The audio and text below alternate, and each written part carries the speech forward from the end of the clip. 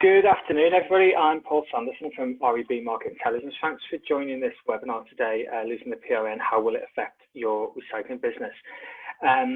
Just before we start, a couple of admin things. We're going to have two presentations today, one from Adrian Hawkes from Valpak. Valpak are kindly supporting this event today, and another from Simon Ellin from the Recycling Association. Following that, they'll answer any questions that you may have. So if you do have any questions during the presentations, please just drop me a message using the chat function and I'll get you to ask it at the end. I've already had a couple of questions that have already been emailed through previously as well that I will get put to our panel.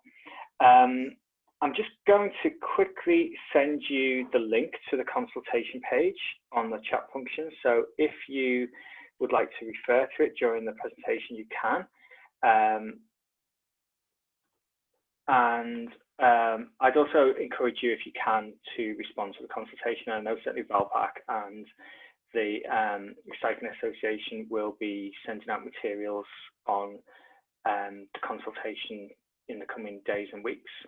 You've got until the 4th of June to respond. Okay, so without further ado, can I ask Adrian Hawkes, Policy Director of Valpak, to give his overview of the Extended Producer Responsibility consultation. Adrian.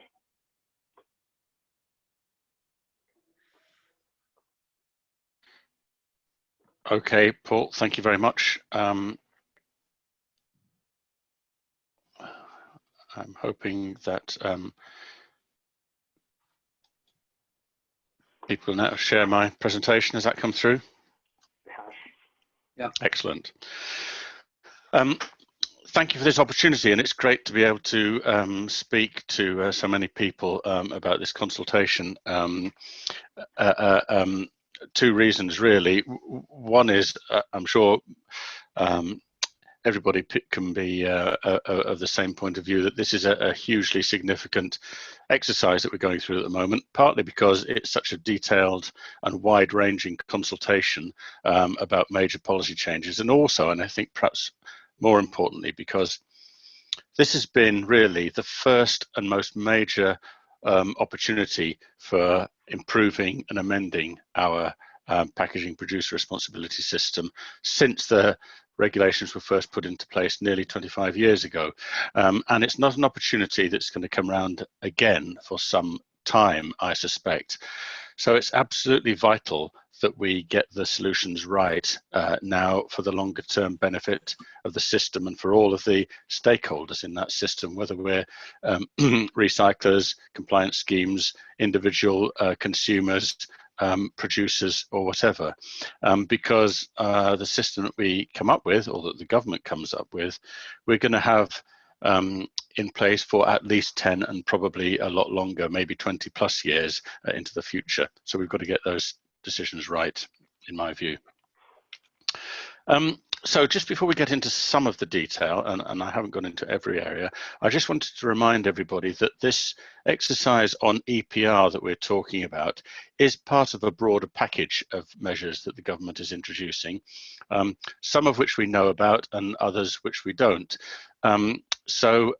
We have the consultation on EPR reform, which is the second consultation on proposals. So the first one was just over 2 years ago.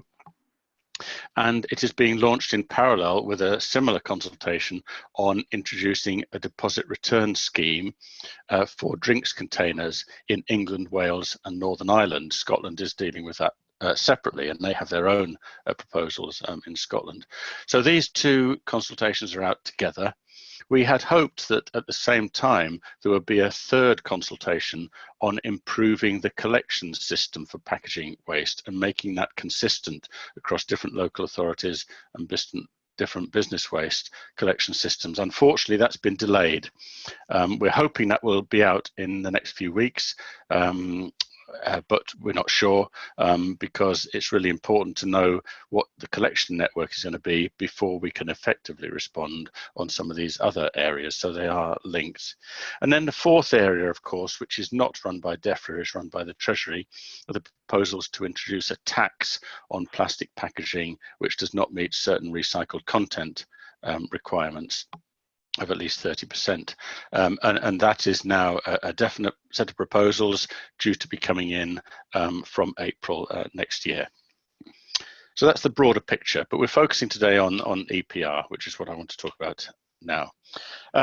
First thing is just a view of timeline. The timeline I'm showing you here was the one that the government originally set out in its consultation in the spring of 2019, at which point they said that we would have updated proposals in the middle of 2020 and be implementing the new system from January 2023. Not surprisingly, with everything that's happened in the meantime, like Brexit and pandemics and so on, that timetable has slipped. So that we now have the situation where we have updated proposals available for consultation now, and we are already nearly halfway through the consultation period, which is reduced to 10 weeks when those were issued. So that closes on the 4th of June.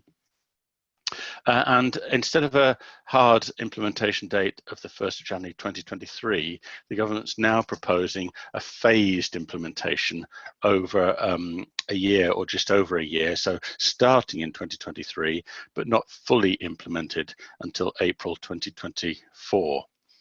That's the timeline that we're up against. So still, though, I have to say, in my view, hugely aggressive to get all of the measures in place in time. Just thought it's worth adding a little bit more detail to what that might look like, because what this phased timetable means is there's effectively a year, 2023, when we still continue with the existing PRN system as the new EPR system is gradually brought into place.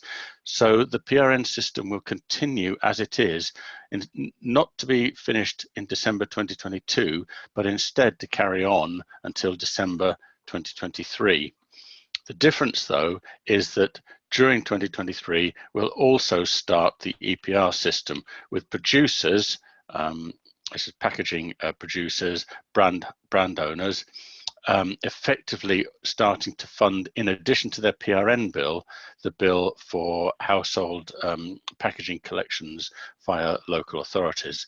Still lots of detail to be done on how those bills will be calculated and what they will cover, but that's the government's proposal. And then that carries on for a year, and then at the beginning of, at the end of 2023, the PRN system as we know it ceases, and from January 2024, we move over to the full EPR system, with producers getting their first full bill under that system that covers all packaging, so the household-like and the commercial industrial packaging from April 2024. So that's the current system. That's the timetable for phasing in the new system and phasing out the current system. One of the interesting factors to note is that if you look at the little chart in the top right-hand corner of this diagram, of course, the current PRN system operates under a shared responsibility, whereby the supply chain, whether they're packaging material manufacturers or converters or fillers, take a share of the obligation. In the new system, under EPR, 100% of that responsibility will be taken by the brand owner or the importer. So there will be a number of producers who have to report and register under the PRN system who no longer have to report in the same way under EPR. And the much higher bill that we'll come on to in a moment will be borne by a smaller number of producers in future. So some of the aspects in a bit more detail. What packaging will EPR cover? And the simple answer is all of it. Rather than classifying it by primary, secondary or tertiary, the government's set out a classification under EPR of what they call household packaging, which is that which ends up in households, consumer packaging that ends up with households. Household-like packaging, which is similar packaging that ends up in businesses. So those might be hospitality, it might be offices, it might be transport, public venues and so on. And then the third classification is commercial industrial, which is largely packaging used for transportation. Excuse me. Some like me will be still suffering from hay fever, I apologise. So once the system is fully operational from 2024, all of that packaging will be covered by EPR, and it will all be subject to what the government call full net cost recovery. So producers will be expected to fund the full net costs of collecting, sorting and recycling all of that packaging. Separate system for business packaging waste, that is the household like and the commercial industrial, to the household material that's dealt with by local authorities. But another important factor to bear in mind is that at the same time I mentioned the government's proposing to take forward a deposit return system for drinks containers. So drinks containers, bottles effectively and cans will be taken out of the EPR system if and when the government decide to go ahead with a deposit return system for those. That's definitely going to happen in Scotland, although the timing is being reviewed at the moment. But it's looking likely it will also happen in the rest of the UK, although potentially not at the same date. So at some point in the future, those drinks containers will be taken out of the EPR system and managed through a different process of deposit return. So next thing to look at is who's going to be paying for all of this? What do we mean by producer when we're talking about extended producer responsibility? Who will face the bill? So as I mentioned, currently we have a shared system, which is shown on this diagram. And in the previous proposals the government put forward, they asked whether we should retain that shared system or move to a system that puts 100% of the costs on a single producer, a single stage in the chain. And that's effectively what they have now decided they're going to do. They're going to put in these new proposals, they say that they intend to put 100% of the financial responsibility on the UK brand owner, or for imported goods on the importer of filled product. So those will be facing not only a higher bill, but also now 100% of those costs rather than just a share of those costs. So it's very significant for those kinds of businesses. A couple of other changes in terms of the points of compliance. One is, which certainly we and many others support, they're planning to bring in an obligation to ensure that people selling through online marketplaces don't escape from the system as they do at the moment. So this might particularly cover some kind of overseas-based companies selling filled packaging through marketplaces, and the marketplace will then be expected to take that responsibility. And they're also asking some questions about lowering the threshold for exemption from these requirements. Currently, we have a threshold of £2 million turnover or 50 tonnes of packaging placed onto the market, and small businesses below that don't have to register. Proposals in the future are either to lower that threshold, potentially halve it to 1,025 tonnes, or another proposal is to put that obligation onto the packaging suppliers to those small businesses. So those supplying them with empty packaging may be expected to take that responsibility for those small businesses.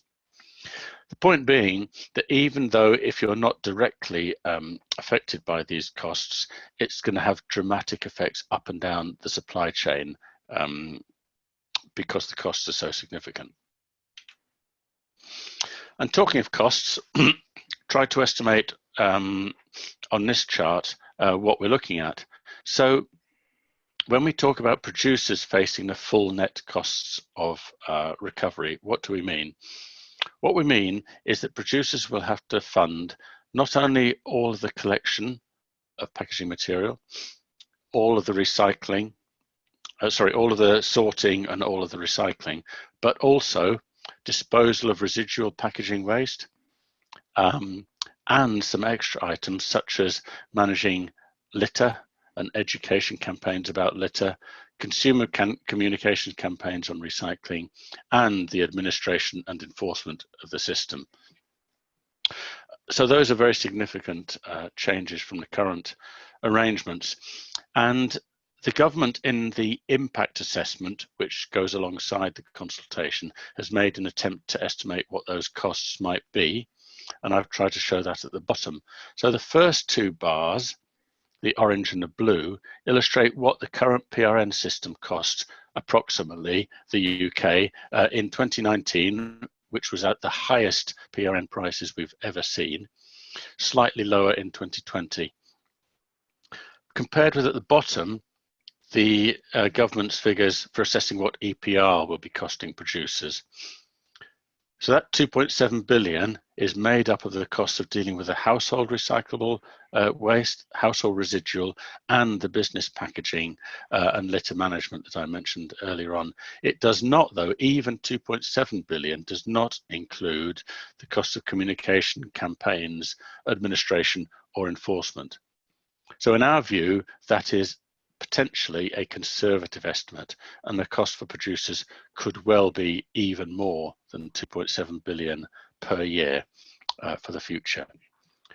So you're looking like a 10 times, roughly 10 times increase in cost for the system that producers are going to be facing.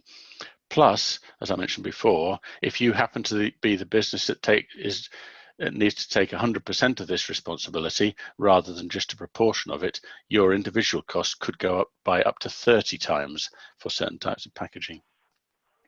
So this is absolutely massive to producers. A few other points or key points which the consultations cover. One is called the concept of fee modulation. And the idea here is that rather than all material, all packaging material in a particular category facing a similar fee, so for example, all plastic charged a similar fee, regardless of whether it's films or bottle or trays or laminate, fees would be modulated in some way to place a lower fee on materials which are more recyclable and a higher fee on materials which are less recyclable or less easy to recycle. Lots more detailed work to do on how this would operate and what those factors would be and how it would be administered and reported. And indeed, I was in a workshop looking at this morning, and there are many others planned. RAP is currently undertaking a project with others to help advise on the details of this. But that's the concept. So rather than just being a similar charge for all types of a certain material, it could well vary in future depending on the recyclability of individual formats. And producers will then be expected to report their packaging by those different formats. So rather than just reporting all plastic together, they would have to separate it out into potentially film or rigids or bottles or laminates, just to give you an example.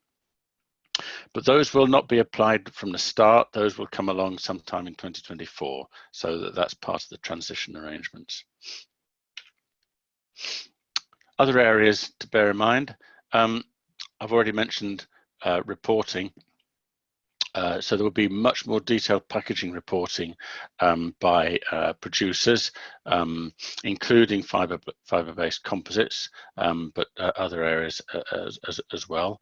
But they're also expecting greater reporting by destination. So there's a requirement in the regulation for retailers to report packaging placed on the market by nation within the UK, whether that packaging is sold in Scotland, Wales, England, or Northern Ireland. And this is going to be a challenge for those businesses, but nonetheless, that is an additional requirement which the government expects. And the other side of that is that the assumption is they will also expect recyclers or the waste industry to report where material is collected for recycling from by those same nations, because the idea is that the four nations want to be able to report their packaging figures separately from each other. And presumably they've got some kind of competition or league table in mind. I won't get involved in that, but I think the expectation is that they want to have those figures separately reported, which again is going to be a challenge for the recycling industry to do as well. There's going to be a requirement for producers to ensure all packaging has a mandatory binary labeling system for consumers to say whether it either is recyclable or is not recyclable. There isn't a standard way of doing that. What they've said is that the government will approve systems that come along, but the message would have to be the same, so that consumers' confusion is minimized. There's another proposal to have a mandatory take-back system for disposable paper cups, small scale, but worth mentioning. And of course, the whole system will be subject to greater degree of monitoring and enforcement, and raising standards, which I think many people would support, funded by fees from industry from one way or another. The last thing that I want to talk about is the other major topic of the governance structure. How will all of this be managed and controlled effectively to ensure that the targets and policy requirements are met? So as you, I'm sure, know, currently the system for packaging works through a series of competing compliance schemes that producers can join, and those compliance schemes engage with reprocessors and exporters to demonstrate they've met the targets and to fund recycling. That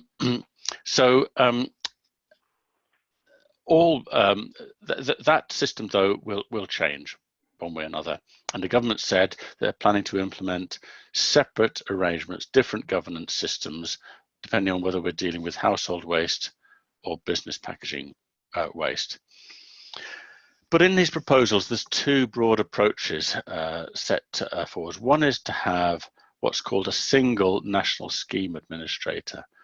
And what that means is it's a new single organization created to manage this on behalf of everybody, so that all producers would be required to join this organization and fund it, and all recyclers would be expected to deal with the same organization without any choice.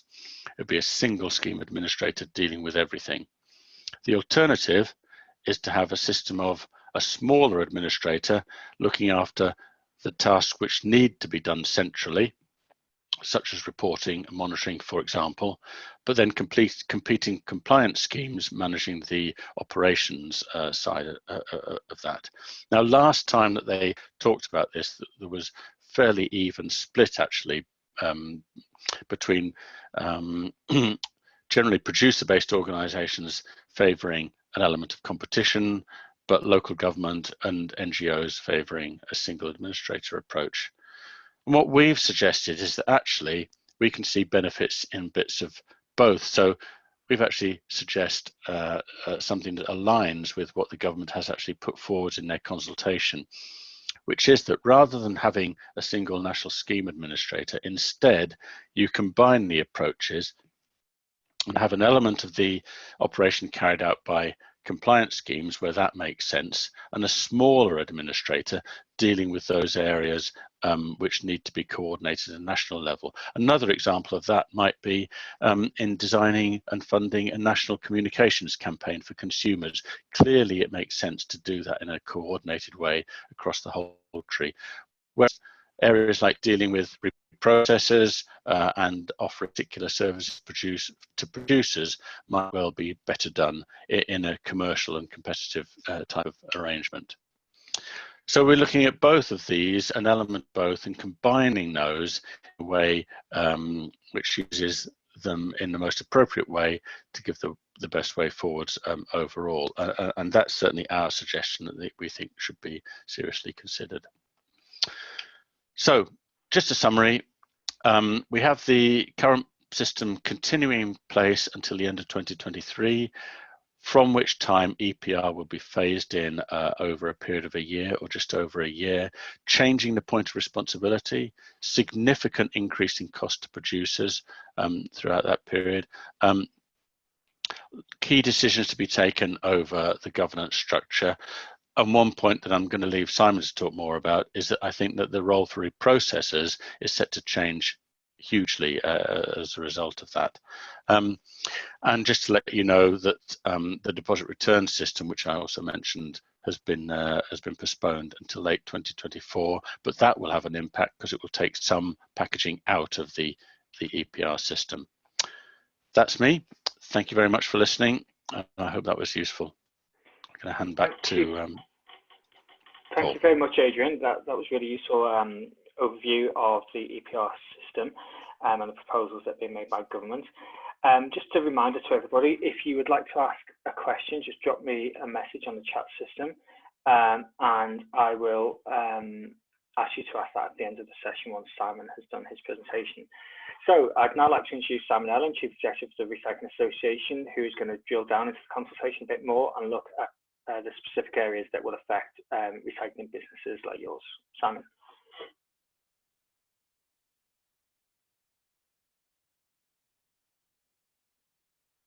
Simon, could you just unmute yourself as well?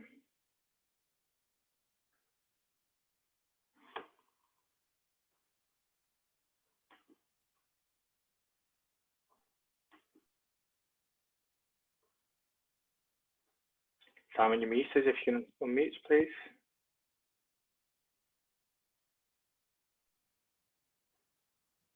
Okay, can you hear me now? Yeah, perfect. Sorry, it wouldn't let me unmute. You'd have thought after 18 months and 6 Zooms a day, I'd know how to use it by now. But yeah, thanks, Paul. Thanks, Adrian. Very good, clear, concise overview.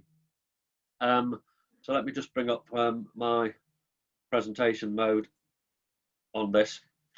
Okay, so let's have a look. Let's try and drill into some of the changes for us as businesses.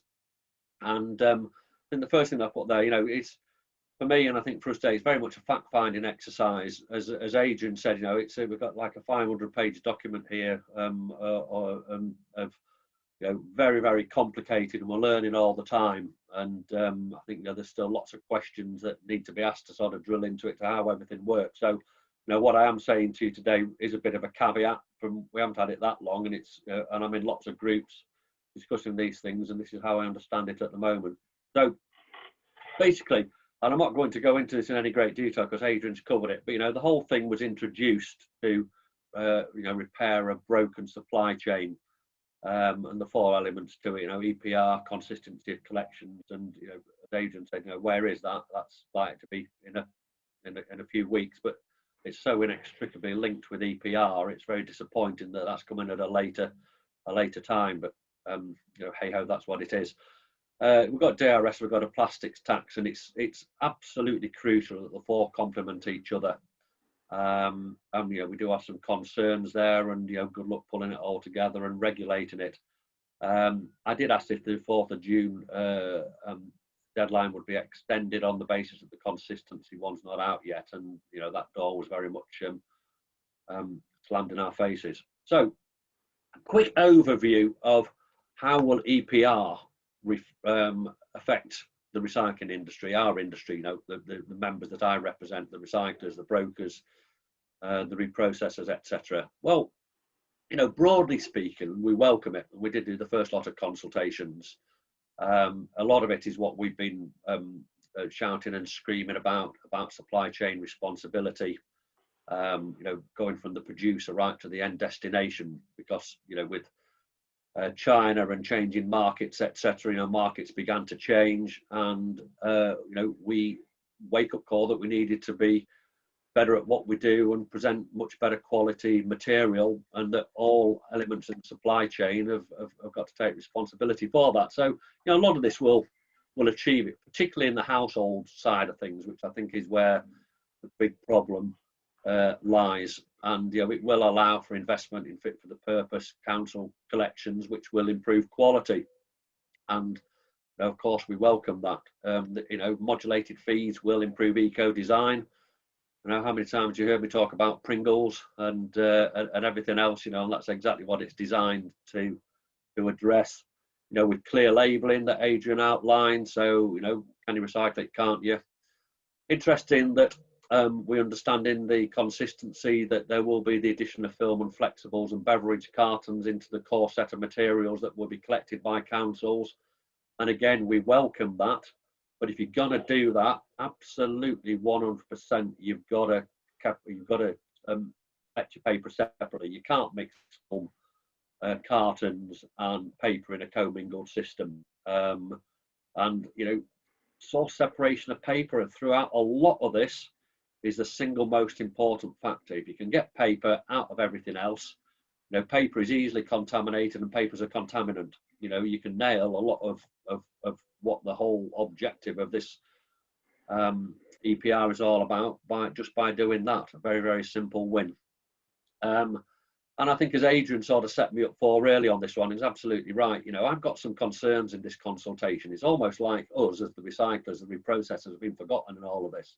It's almost like we've dropped off the end. I've got concerns how the money will flow through to us, to the recycling end. It seems to be very much loaded upstream. And I've got some huge concerns about how we will be able to run our businesses in terms of what we can and what we can't do. In collection of packaging, it's almost the end of the free market, really. Very much a sort of a communist as opposed to a conservative model, really. So let's drill into that a little bit here. And I've been a little bit provocative with the caption on the right here, and it probably says it all. Thanks for Paul for the original idea of that, but a lot of people have made the same analogy to me over the last few weeks. So household and household-like, was always in there. An 11th hour edition was the movement to all business packaging, transit packaging, etc. Cardboard, film, plastic wrap, etc. The sort of stuff that we use to move goods around. And I'd ask the question here: is this really the problem area to have such change imposed on us? To me, household packaging is the problem area. This is why this was introduced originally. And I understand that we need to collect data, and we need to monitor, and we need to improve performance. But is it really a system that needs that much change? Business waste collections are very mature, and correct me if I'm wrong, and data's not great in this, but by far the greatest packaging material that we collect from in business waste, commercial and industrial, is cardboard. That's the main part of packaging. Also plastics in there as well. And for cardboard, we're at 80% plus capture rates already. So it's capturing what we're not capturing at the moment, but it's a very good, very mature and very successful industry. So why does that require major surgery? Is it not just the proverbial little nip and tuck, or even a nup and tick? But as opposed to major surgery, how do we improve that a little bit further? How do we collect from the smaller businesses? The black bag brigade, the stuff that doesn't get separated at the moment. There's very simple ways of doing that, other than this sort of major surgery, which I'll go on to talk about in more detail in a moment. So the biggest threat to me lies in our core businesses, us as collectors, sorters, processors, brokers, and we could just lose control of our businesses, in terms of packaging. And I'm not sort of being scaremongering here. And I'm, very scared that, competition's diminished and the power's passed into the hands of the few. The recycling super league, I think, is the best way of looking at it, and look at how quickly the European Super League for football was booted out. So let's delve into it in slightly more detail. And I'm not going to go into these in a huge amount of detail because it's very complicated. And I've got to admit, the details of it all, indeed most of us, don't quite fully understand yet, but that will come out in the next few weeks. So there's basically three options. The first one being a scheme administrator-led, producer-funded business management cost rebate system. Very complicated, per ton approach. Effectively, that means a rebate will be set by the scheme administrator, and performance is then covered on an invoice. So pretty much close to business as usual, the way that it works at the moment. But we as recyclers will have to provide that evidence back to demonstrate, how much packaging we're actually successfully collecting out of there. The second one is a compliance scheme-led producer-funded business packaging waste management system, which is a variation of the per ton approach above. And basically, that only covers collection costs. So collectors are paid for the material that they collect, their collection cost. And then, you know, this is what worries me, is then the compliance scheme will pay the collector and then will be responsible for the sorting and the end markets. So basically, the compliance scheme will take over the sorting and they will have control of the material and they will decide where that goes in world markets. You know, and I ask the question, why? Why? What will that achieve? Let's have that debate. Option 3, compliance-led producer-funded. This is a free bin approach, so the whole thing is paid for. All businesses will be entitled to free collection of packaging waste, and there will be a contract between the compliance scheme and the waste collector. So again, the compliance scheme, you know, is all powerful, and they will be responsible for the sorting and the sale of the material, control of everything. So again, I ask the question, why? But when I was sort of digging down into this a little bit more today and yesterday in preparation for all the consultations that I'm attending, you know, a repeated reference in options 2 and 3, the compliance scheme-led approach, is quality. That we need compliance schemes in there to improve the quality of business material. And I ask you the question, and I've asked a lot of my members this, is quality of business waste really an issue? And I don't think it is. You know, local arrangements are in place at the moment. If you're collecting a bin from a business and it's contaminated, you leave it, you reject it, or you charge them for it. And then, you know, you talk to them about it in local circumstances. So quality in business waste isn't an issue. The vast majority of business waste, you know, in terms of fibre, is cardboard. When did you last get a load of cardboard rejected? You know, quality of cardboard is fantastic, even out of MRFs. So I don't understand why you would need such a complicated system in options 2 and 3 to improve quality in business. And I think it's a fundamental lack of understanding on behalf of DEFRA and RAP and everybody else.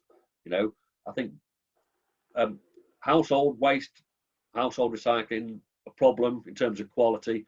Business, is it really? Is that a red herring? You know, come back on me and argue with me, you know, in the Q&A if you don't think so. But what we do need to do is to capture more through, you know, small businesses, you know, who have smaller quantities. You know, the black bag brigade, the stuff we're not capturing at the moment. We need to find ways of doing that. And I've just asked the question there, and it's absolutely the case. You know, are we ripping up a PRN system and replacing it with an even more complicated system that's just as open to fraud on the back of a quality problem that doesn't exist? And, you know, from what I see at the moment, we are, and I've got huge concerns about this. So what are the threats to us as a small guy? I need to speed up a little bit. Again, just to say, you know, why, if it's not broken, why does it need to be repaired? Like I say, 80% plus of cardboard's already recovered. You know, we need a nip and a tuck. I think there is a role for compliance schemes in there, absolutely, because I think an all-encompassing scheme administrator, I think, isn't healthy. But do compliance schemes need to get involved in operations and sales and controls of materials? I don't think really that they do. You know, it's a bit like the WE model, not something that I've been hugely involved in, but, you know, that hasn't been terribly successful, has it? So, you know, we have competition concerns. You know, it's not really a conservative model to me. It's dabbling in commercial affairs, something that works well at the moment, and that rarely ends well. And interestingly, I had a conversation with my US compatriots at ISRI yesterday, and they say they are absolutely and totally opposed to EPR because of this commercial meddling. They don't think that it's, you know, it's healthy for competition and a properly functioning free market system. You know, it will take business waste out of free tendering. You know, scheme administrators or compliance schemes will award tenders, and it will make sense for them to have preferred suppliers admin wise. So, you know, where does a small guy sit in that? Will the small guy get precluded? I think so. I think it's set up for the biggest waste management companies. I have put there that, you know, it's set up for compliance schemes with business collection arms. you know, to dominate the market. But I do understand, having read through some more detail on this, that won't be allowed. You know, let's hope so. Another crazy thing in there: zoning of industrial estates by the end of the decade. So basically, industrial estates will be divvied up. So rather than you as a collector having a local arrangement with a business, you will have to have a local arrangement via a service administrator, a scheme administrator, or maybe a compliance scheme to bid for a whole industrial estate, not just a single entity, which again is just a crazy concept. You know, it will put the control of the materials in the hands of the few. And I think we'll play into the hands of the big waste management companies that have multi-vehicles able to do everything. And again, I think it will squeeze us out of the market. This bit in there about closed loop recycling, I don't quite get that. I'm not sure why that's in there, what that will achieve, and why we're hung up on that. And you know, this bit in that a compliance scheme will offer materials back to producers at costs. How on earth will that work for fibre, where 60% of it is it's 60% of it is exported? How will you get material back from a mill in China, in Vietnam, in Indonesia, in India? No idea. Don't get it. So, you know, I think overall, and I think this is what the ACP asked for in the first place, you know, I think a lot more thinking needs to take place on this. I think, you know, let's get local authority collections nailed. Let's get the problem area right. Let's sort that, and then, you know, look at business waste. And there is a line in there that says we could continue with the PRN, you know, for now on business waste if we had to. Let's do that, please. Let's not jump into anything that, you know, is silly and isn't fit for the purpose. Very quickly, Paul, because I know I'm running over a little bit on this. There's also a big section here on reprocesses and exports. I don't have as much concerns actually in this as I do in terms of the business side of things. You know, again, you know, it says in here that there's measures in EPR which improve the quality of packaging waste for recycling. You know, again, commercial quality, you know, not an issue. So there are things in here that are going to happen, and this will be part of a separate consultation. Advanced notification of exports, submitting the Annex 7. You know, I think we knew that was going to come in, and this, you know, why we're developing our tracker system to handle that. You know, the regulator will require, I believe, you know, we'll have to pay a fee to the regulator for compliance monitoring. You know, bit of a magic money tree if you ask me. Businesses will need financial resources to cover the cost of repatriation, and we will need to supply evidence of environmentally sound management at the end destination. You know, introduction of an audit system, but that will be subject to a later consultation. And just really to wrap up other things in there, you know, there's a commitment to ban plastics to non-OECD countries, which goes further than Basel. Again, I don't quite get that. You know, technology tracking, etc., auditing end destinations, I think can nail that. Why ban it per se? Seems a bit daft, but it's going to happen. There will be a mandatory registration system for UK reprocessors and exporters handling packaging waste. And again, I think I'd be largely in favour of that. You know, too many small illegal operators slip through the net. You know, all points in the value chain will be required to provide data, etc., and proof of recycling. Again, I don't have a problem with that. You know, we need a lot more data in the system to make proper business decisions and monitoring compliance. Interesting, it talks again about moving to end of waste for certain materials. Great, you know, but then how does that conflict with with Annex 7 data, obtaining Annex 7 data for obtaining proof of packaging, because it actually takes it out of regulation. So where do you get your data from if you take it out of registration? And you don't need to register with a regulator if it's not waste. So two things conflict a little bit for me. Using data for waste tracking, both in the UK and outside, again, I think very, very positive. Minimum quality requirements, yeah, absolutely. You know, something that we've talked about. But you know, elsewhere in the document, strange one this, it is proposing minimum output quality standards. So if you've got a ton of paper, if you've got a ton of plastics, we will have a minimum output quality standard for that material before it is exported, to improve the quality. Well, then there's a line saying, but the regulator won't use it to assess acceptability for export. How will that work? So you end up in court, and it might be you, Adrian, as a compliance scheme. You're a legal operator. You've got X, Y, and Z in it, and you say, well, I'm just following government's minimum output quality standards. And they'll say, well, no, that's illegal. So again, don't quite understand that. So I've crammed a lot into 20 minutes. Over to you, Paul, really, for the Q&A. And thank you, everybody, for listening.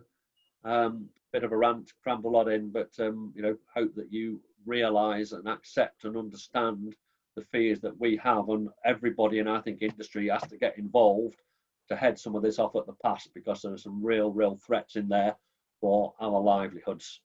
Over to you, Paul. Thank you very much, Simon. There's a lot in the consultation, so very interesting. We've got some time for questions and answers and points. I did get a question emailed across prior to the event from Dawn Tyra. Dawn, would you like to unmute yourself and ask the question to Simon and Adrian, please? Yeah, mine was more around how it's going to affect brokers, but I think from Simon's presentation, it kind of pinpoints we don't really know at the moment, and we would fall into that recycling part. And I know there's going to be extra responsibility for us around exporting, so I think it was more to do how it's going to affect us as a broker. Yeah, Dawn. I think I've covered quite a lot of it. It will affect you because you'll have to comply with sort of the new export requirements, etc. And I think most of that's positive, and we'd agree with that. I think my concern in all of this is that if compliance schemes have control of material in terms of packaging, then it makes the life of the broker much more difficult, because it becomes less fragmented. There's less sort of choice for us to sort of deal with different entities. And I think that compliance schemes will become very powerful to control a hell of a lot of fibre. And I don't think that's good news for the mills and the reprocessors as well, because if you've got a compliance scheme controlling potentially tens, hundreds of thousands of tons of material, then they're going to have a hell of a lot of clout in the business in terms of what reprocess and what mills are getting. So I think there's a real threat there as well. Yeah. Adrian, would you like to say anything on that? Yeah, I would actually, just to add to that. I have to say that the idea of being responsible for controlling that amount of material fills me with dread as well. It's not something that I would particularly welcome. And I do agree. I don't think it's necessary. I don't think it adds anything to the system. I think the same issue is there if it were all managed by a new single scheme administrator as well, that they could control all of the material for everybody, which is a bit of a daunting prospect too, I would say. So both of those concepts have that issue, and one wonders for what benefit really.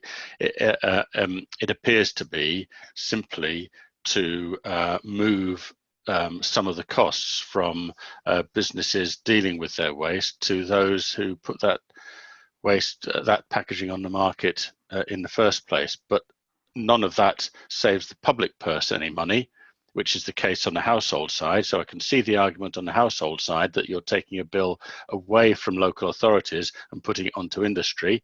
I can see the government desire to do that. But on the business side, it has no impact on the public purse at all, and potentially just makes life a lot more complex and probably more costly, because if you take those commercial incentives away, the worry is that costs will start to creep up over time.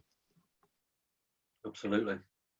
Thank you both. I've also got another point from Vicky from BetaPack. Would you like to unmute yourself and make that point? Vicky, I think you need to unmute yourself if you can, please.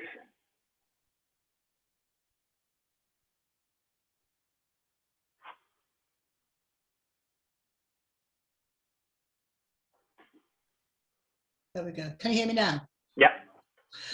I just listened to the whole thing, and I just thought everything just smacks of being very anti-competitive. And I just wondered how much of this has been passed through the eyes of anti-competition lawyers. Simon, Adrian, any thoughts? I have no idea, to be honest with you. One would assume that government, I mean, I know that they have to do write rounds to different departments, including the business department, which should cover that sort of thing. But I haven't seen anything specific referenced on that point, I must say. No, likewise, Vicky, and you're absolutely right. And you know, I'm going to be sat on a lot of committees. I'm speaking to DEFRA on a daily basis on various committees, and you know, it's something that I am and will be raising because you're absolutely right. It's smacks of anti-competitive practice. It sounds a bit like, and you know, the old or the German or the DSD system, you know, which sort of put the power into the hands of a few, you know, which is one of the big criticisms of that system. And I think we need to be careful that we're not running headlong into that scenario in something where it's just absolutely not necessary. And that's an interesting example, Simon, where that system was set up even before our UK PRN system with a single scheme operating, and then they gradually, after some while and industry kicking up a fuss, did introduce some elements of competition, and whilst they did that, the cost of the system halved. Yeah. Thank you for your point, Vicky, and your answers, Adrian and Simon. Just a reminder, if you'd like to ask a question or make any points, just drop me a message on the chat function, which can be found at the bottom of the screen. Julia Turner from the Wood Recyclers, would you like to unmute yourself and make your point, please? Hi there. Yes, so from my perspective, I'm obviously here representing wood recyclers, those that process wooden packaging into valuable products like panel board and animal bedding. And like with cardboard, there's no issue about the quality of that material coming through commercial / business waste sources. So I'm really struggling to see what the benefit of these proposed changes will be, not only for recyclers, but also for producers of the waste in the first place, because it seems to be working at the moment. So I don't know whether anybody's looked at that from a wood packaging point of view. I realise it's quite a small part of this. I don't see anything, Julia, in it actually that where wood has been looked at. I must admit, and yeah, I completely agree with you. It's not a broken system. It works very, very well at the moment. Yeah, I don't think they've looked at that, and I think that there's a bit of a danger that this concept of talking about quality, which it does a lot, has been potentially rather overplayed. There are undoubtedly some quality issues in some parts of the system for some materials, but it is not an issue for all materials all of the time, far from it. And I think that it has not been specific enough to say there are certain quality issues in certain areas and to address those, and it's rather tarred everything with the same brush. It's very easy to talk about quality and improving quality, but there's very little in there about what's actually meant by that, how it's measured, how it's monitored, what's bad quality and what's good quality, and how do you move from one to the other. So I think that it's rather over-egged, I have to say. I've not got any. Go on, Simon. Yeah, just to build on that one from what Adrian was saying, you know, and sort of throw a question out to anybody that's sort of on this call. Really, you know, are we missing something here in terms of quality of business? Commercial, industrial materials. I mean, I see that John Mealer, I don't know whether you're listening or whether you can contribute to this, you know, as somebody that's responsible for, you know, the biggest cardboard mill group in the UK. I guess that, you know, I know that you guys quite rightly see household collections as a problem in terms of quality and commingled paper, etc. And I think we'd all agree with you. But, you know, do you see an issue in terms of feedstock pertaining from commercial collections that you would advocate this level of intervention? I mean, I'd agree with you that the emphasis is very much on the household streams. That's where the contamination is more likely to occur because of the way it's collected in the UK, and we've long been strong advocates for reforming that system for those reasons. Yeah. I think from the on the business side of it, I mean, it's much more controlled through the contractual arrangements and the commercial arrangements, and you can have those direct discussions about quality of materials and how you can help the businesses you're working with improve those kind of things. So I think there's more levers to pull on the business side that we can do within our own sector and within our own control. So my focus would be very much on the household side of it. Yeah, absolutely. Thanks, John. Thanks, John. Stephen Duffy hasn't got a microphone on his PC, so he's asked me to ask this question on his behalf. The PRN system, while not perfect, has provided market stimulus in times where material demand has been subdued. Correct. Does the new system offer any stimulus at all for materials if future markets do contract or demand reduces? No, it's going to put it out of business. I think the answer is no, it doesn't directly address that point, and I think it is a very valid point that is missing from the proposals. I mean, if I were to try and defend the government's proposals, I would say that what they assume is that where those markets or those issues might arise, then the funding from producers would increase to fund collectors more, so that their expectation of material value is less.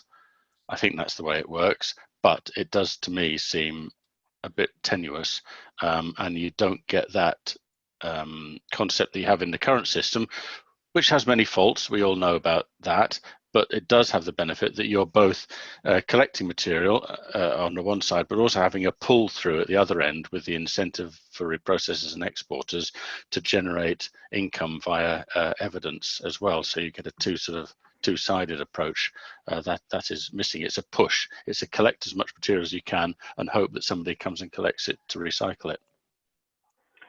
Simon, any thoughts? No, I completely agree with Adrian on it. And I said in my presentation, didn't I, that I think that we're ditching the PRN system for something that is even more complicated, just as open to fraud, and is based on fundamental inaccurate assumptions regarding quality. David Dorff from Valpak, one of Adrian's colleagues, would like to make a point. If you'd like to just unmute yourself, David. Yeah, hi. It was just on Simon when you were going on about obviously the consistent collection consultation isn't out, which I think is needed along with this. There was also a general point. I do, and this is nothing really. I don't think it matters on the consultation. It does seem sensible sometimes with small industrial estates, though, to have a single collection because you can share facilities and things. It's always been a problem where you get small amounts at each business and it's not worth collecting. Whereas if you can group it up, then it would make more sense. But obviously they do need to make some protection for small businesses to be able to get that. So. Yeah, absolutely agree with you, David. Yeah, and that's the bit that we need to capture. But I think just completely ripping up the current system that successfully collects, say in terms of cardboard, over 80% of the material, doesn't need fundamentally ripping up to just collect that extra. But I do think that there is something that somewhere in there, don't quite know how that would work by little bits of consolidation, sharing bins and everything else. So yeah, I do agree with you on that. I'm not saying that we can't improve. Absolutely that we can, and that's what we need to get to. But it doesn't require such drastic reform to get there. The other bit on this is they might be focusing more on household-like packaging rather than the industrial stuff, because obviously, as you'll know in the pack regs, and we've done all the pack, there's very little information on business packaging. It tends to be much more limited than on the household stuff. So yeah, and I think that's probably part of it. It is, David, and absolutely support. But if that is the case, then just take C&I out of it. You don't need to include that within scope. Thank you very much for that. Owen, George, would you like to unmute yourself and make your point? Oh yeah, thanks, Paul. Yeah, I just dropped you a message.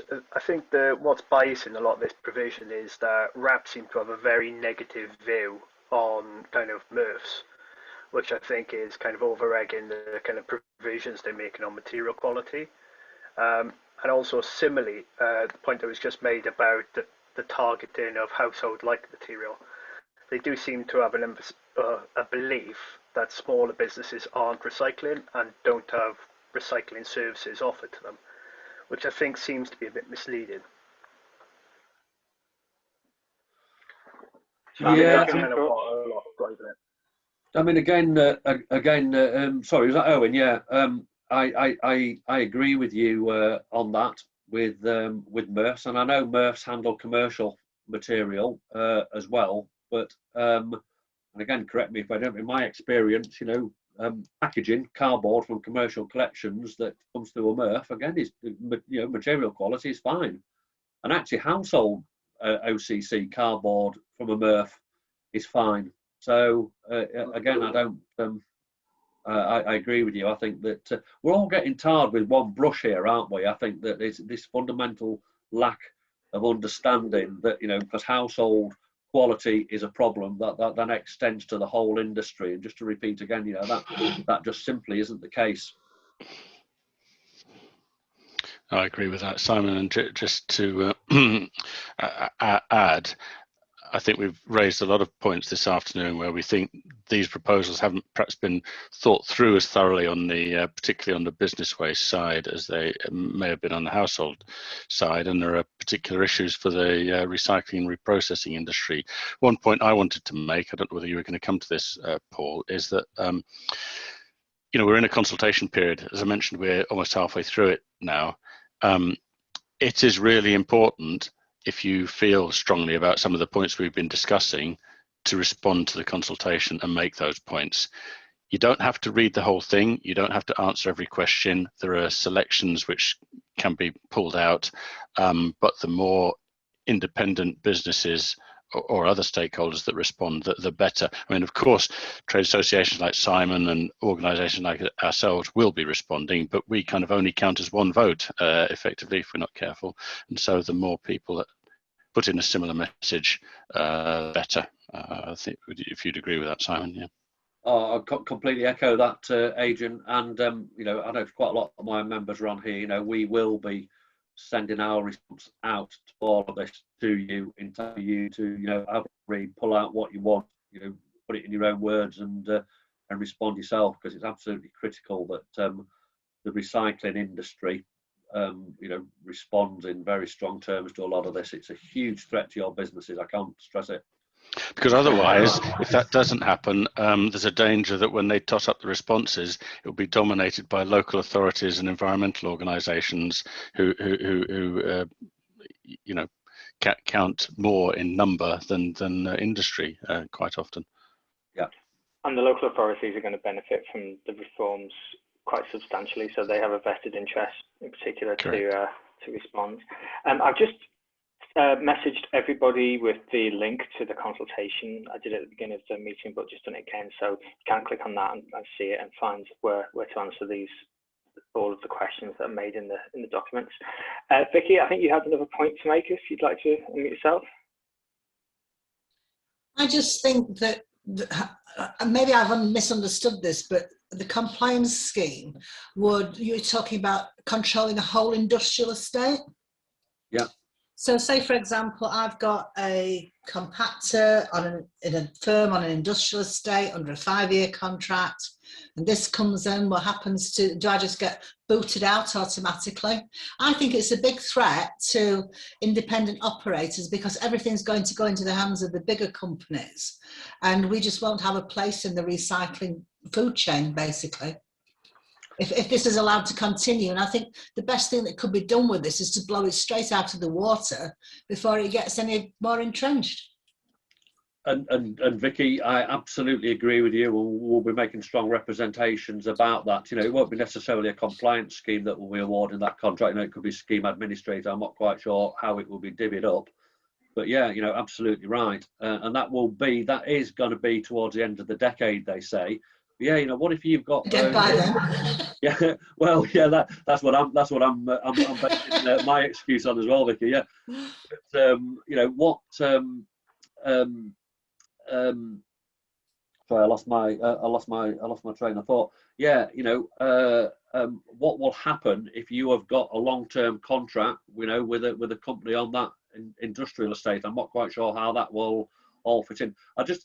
I can understand why they're looking at this, because the idea is that you know, two things: that, you know, you've got one vehicle or one company going to cover their whole site, rather than lots of vehicles and different companies, and the carbon footprint of all of that. And then a bit of logic about, you know, sort of shared bins and managing whole industrial estates. So I sort of kind of get some of the ideas behind it, but, you know, to me, you don't have to divvy up the whole of the industrial estate to do that. And it, as you said, Vicky, you know, who's going to benefit from this? Is it going to be somebody like Beta Pack that has sort of limited resources, limited vehicles, or is it going to be a big waste management company that can collect all eventualities, and open tendering, you know, and economies of scale, they'll just wipe you out? I think also, I'll say this and then I must go. Running underneath all this is the idea that if they have one compliance scheme controlling the whole thing, then it will be easier to eliminate fraud, because there's just one party that's going to be accountable. Yeah. But I think it's a bit of a sledgehammer to crack a nut, this, and I'm not impressed with it at all, but who am I? Anyway, enough said. Thank you, Vicky. We've got a question from Nick Riparelia. I have no mic, he says, but we didn't hear about the reforms. There are various issues around the new systems other than just responding individually online to the consultation. What can business do collectively to address some of the issues and get the reforms modified to overcome some of these issues?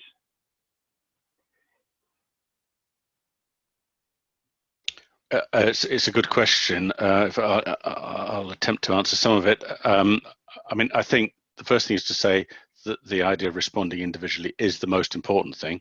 So I would definitely support that.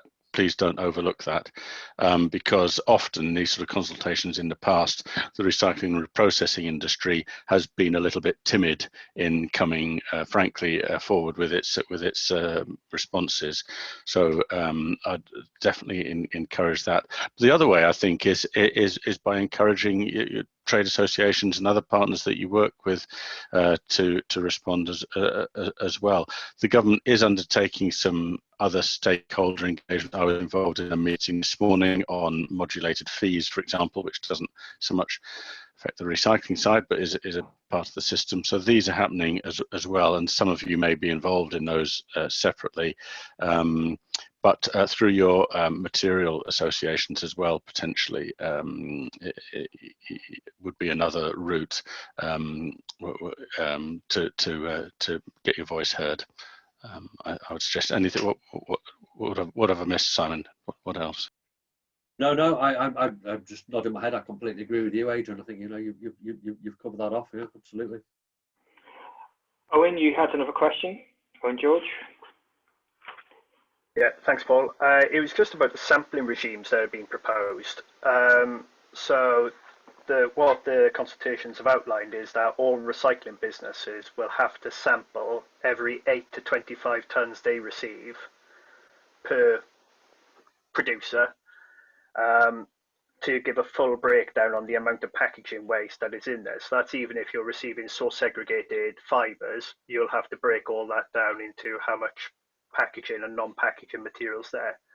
I was just wondering and that's completely funded by the EPR scheme regulator, so it shouldn't be an additional cost to the business, but it will have an impact on operations. And I just wondered what your thought would be there in terms of how smaller businesses are going to be able to cope for it. You know, even those that are currently excluded from the MRF Code of Practice, which will now be coming into scope on it.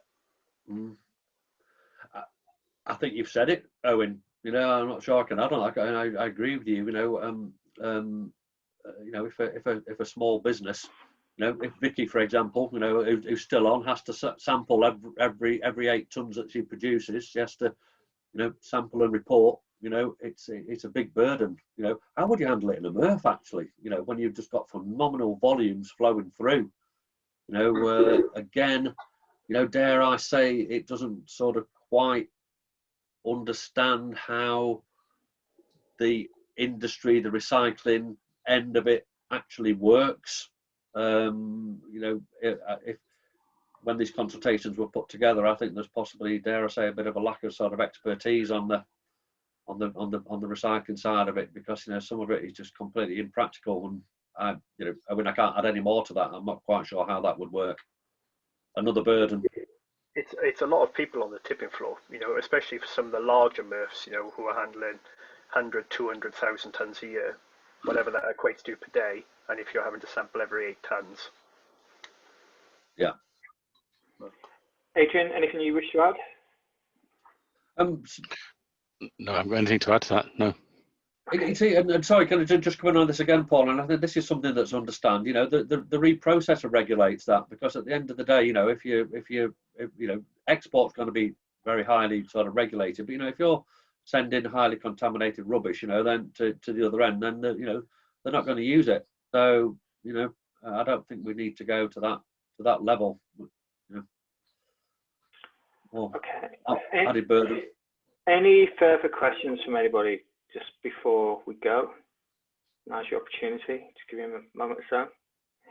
Just to re-emphasize, just in case anybody is just typing anything, I've sent the consultation link through to everybody on the chat function, so please do click on that. I think both Simon and Adrian would be very keen for you to share your thoughts with government via that method.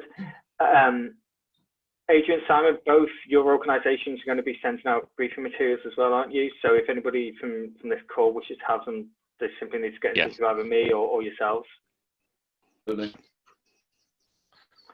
Okay, we haven't got any further questions, so we will leave it there. Thank you very much to everybody who's joined the webinar today. A special thank you to Simon Ellin and Adrian Hawkes, and to Valpak for supporting this event today. I hope you found it useful. There's a lot going on in the consultation, and like I just said a moment ago, please do respond to the consultation. It's very much in your interests. Thank you, everybody. Enjoy the rest of your day. Thank you. Thanks, You're Paul. welcome. Bye-bye, everyone. Bye. Thank you. Thanks, Paul. Thanks, Adrian.